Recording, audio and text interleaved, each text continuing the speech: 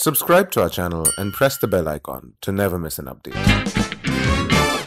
The thing about the business school experience for me was just before I even went in, I had this sense that I don't really belong here. And then I later realized most people feel that way.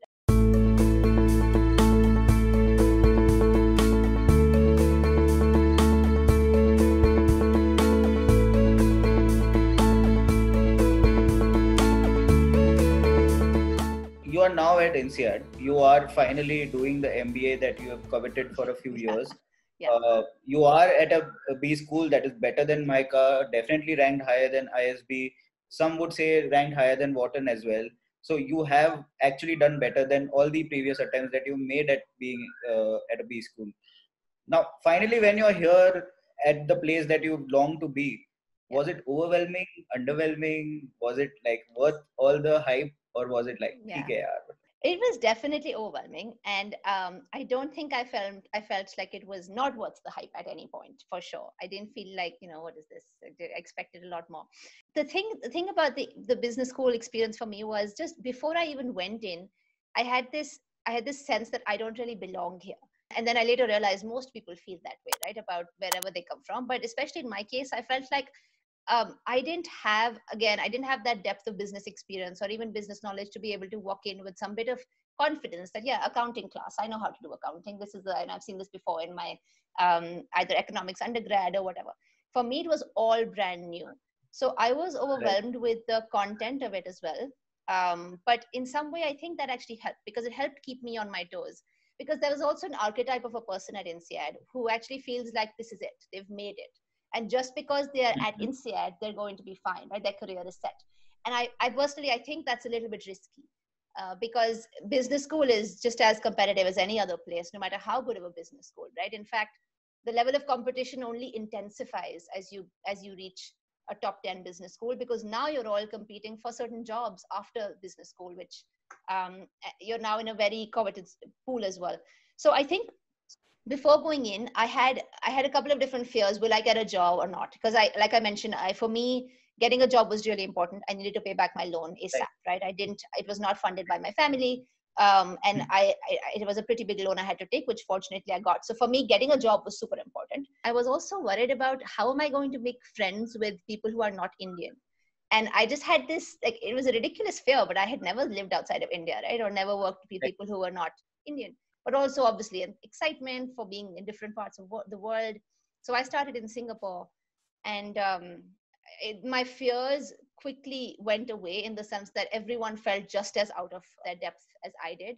But it was overwhelming. In fact, I struggled a lot with my classes. I had many sleepless nights trying to fit in and figure out the social pressure and the work pressure and the job pressure and trying to find that balance. Everyone struggles with it. So it wasn't unique, but definitely felt like a stretch. So the Riya who went in and the Riya who got out, what was the delta? What were the differences? So number one was being self-confident. I think that was the number one delta. And I think that was because of being in an environment where first I felt like I have to conform. I feel like I have to be, global enough and cultural enough and all of that. But then at some point I realized actually it's whatever I am is enough. And that, I think that understanding took a while to get to, but when I had reached there, it's been so helpful. I've had to tap into that feeling of self-confidence many times since INSEAD. So I think that's number one. And that is actually my biggest, whenever I recommend to anyone to do an international MBA or international education, that is my number one reason. Because the more of the world you see and the more of the world you engage in, the more you realize that actually, so you realize what you don't know. But then in that realization, you find a lot of comfort. For me, just realizing that, I'm a part of a small part of the world, and my world has been fairly narrow up until now. But here now, there is so many different cultures. But actually, there's something very comforting about that makes you feel like you can be different. And that's okay. Definitely more self-confident in some of the things I thought were unacceptable, but actually I thought is actually fine. Like, I'm an introvert, and I discovered that at INSEAD. By realizing that I cannot party every day and I don't want to party every day. And I'm very happy to stay home, read a book. And that's fine. So I think that was number one. The other thing I realized or learned, and that was another difference, is some bit of, I think, resilience. Because again, at INSEAD, there are so many moments where I tried something and it didn't work out, or I took a risk academically, I took a risk, or I applied for jobs that didn't work out, and continuously trying and pushing and staying resilient through those, I think was a really important one. Again, that helped me later as well. So how did McKinsey happen, Riya? So I had actually spent a lot of time figuring out what I want to do after INSEAD, because it was a 10-month MBA, pretty short. And so I had gone in with the idea that I want a consulting job in the top consulting, obviously, because that's what everybody wants. But consulting was my idea. And why consulting? Because again, I had worked in financial services, so I definitely knew what an industry job looks like. Strategy consultant sounded appealing. The idea of wearing a suit, flying around seemed appealing, and it felt like, okay, I want that. And so I went into INSEAD with this idea that I want a consulting role. And so pretty much in the first month, and this is a little bit embarrassing to say, but I had started to do case prep in my first month at INSEAD, and much to the ridicule sometimes. And I was that nerdy child who stays back and doesn't go to a party and does cases. But I did that because I needed this job desperately. And also, I did not have a starting point that made it easy for me, right? Because for example, I hadn't done math since class 10 because I gave up math in class 10. Now, what that meant is I was a bit rusty. Sure, I'd taken the GMAT the second time around and I had a good score and things.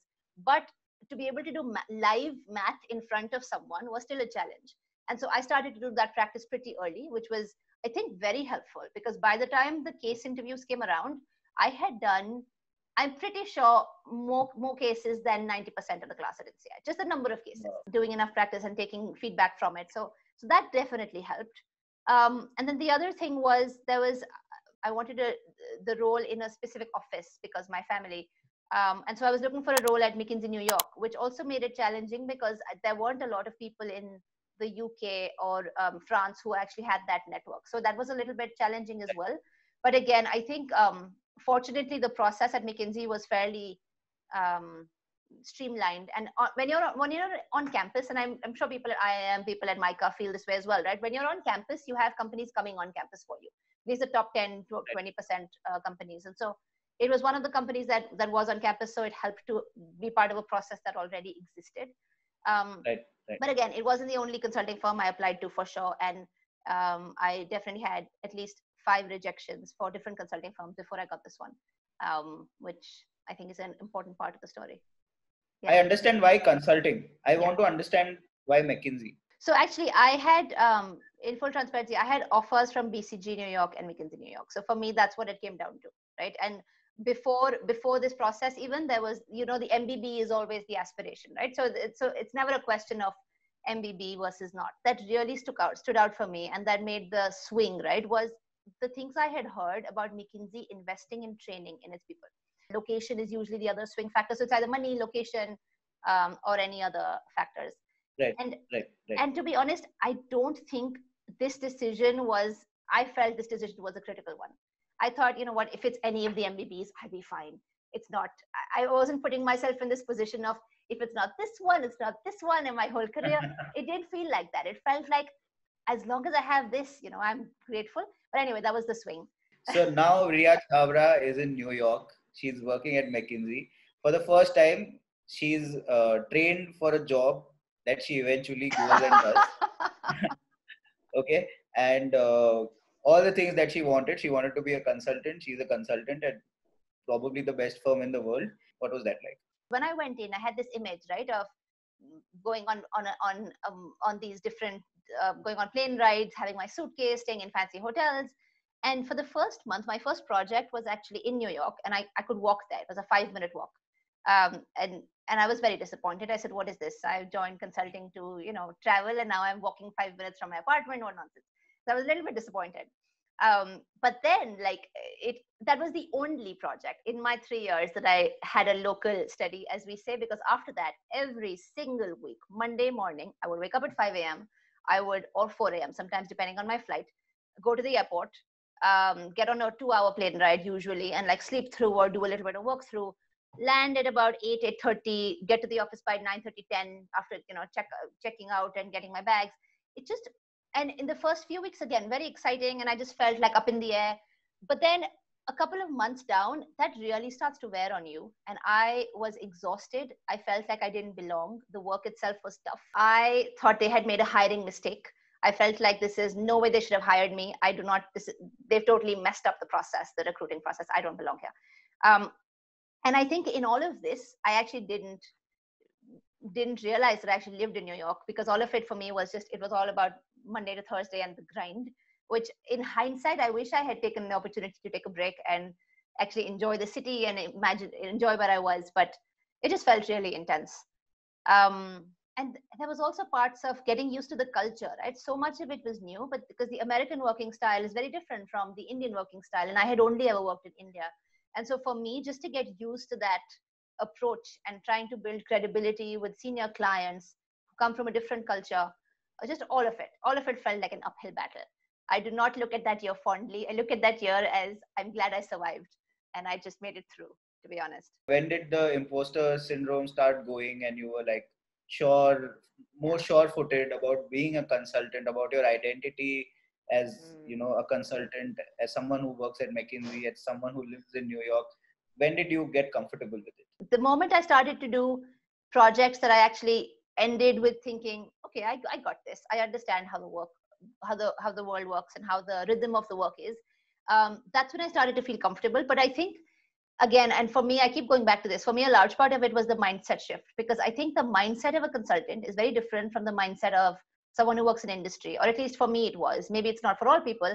But for example, something as simple as I was used to going to the office and having broadly a list of to-dos given to me. Now here in consulting, I didn't have a boss. There is no boss, right? When you join, you have a manager in a team. So you don't have anyone telling you what to do every day. And that was a huge mindset shift. So the moment I fully acknowledged and embraced that, and it took me about a year, which is quite sad. Like I should have gotten that early. But anyway, I was slow, but I got it. I was like, okay, I guess this is how it works. But I have to come in and I have to think of what am I doing today and walk in with that hypothesis already. That was the first thing that's when it started to turn, when I said, okay, this is the new normal for me. The second thing was really embracing the fact that this job is hard. And so it's not personal. It's designed to be hard. And so if you can't solve it in a day, it's not personal. You are not failing at it. So just accepting that and talking to enough people around me who also felt like they were continuously failing, but also learning up the curve as new associates. I think that really helped. Because then in my second year, I started to just embrace the structure of this role a lot more and take myself out of the equation a little bit and then see it more objectively. That it's not me. I'm not the one who's failing. I'm actually doing my best. And this is the job. The job is to solve a tough problem. Why do you like turning up every day and being a consultant? The work is actually because it's hard, but it felt tough in the beginning. But now that I've embraced the fact that it's designed to be hard, and that's actually quite exciting. I've found a rhythm where I show up because it's exciting to solve the tough problem. The other is actually being able to influence organizations at a large scale. There's something really gratifying about that when you spend a few weeks, a few months with an organization that actually has a very capable and excited and well-meaning team, but for whatever reason, right, structural or otherwise, they need your help. To be able to walk in and actually deliver on that help and advice, and then at the end of that to see the whole steer of the organization change. This massive, I've served some 100-year-old organizations, who've been fundamentally like mutuals, which is an old concept of shareholding, right? Where the employees are actually shareholders of the company. And it's been fascinating to see these legacy organizations and then slowly over time steer them in a completely different way. There's something really gratifying and exciting about that, because you get to feel a bit like you're in charge and you're actually solving something, because that's what all of this is about.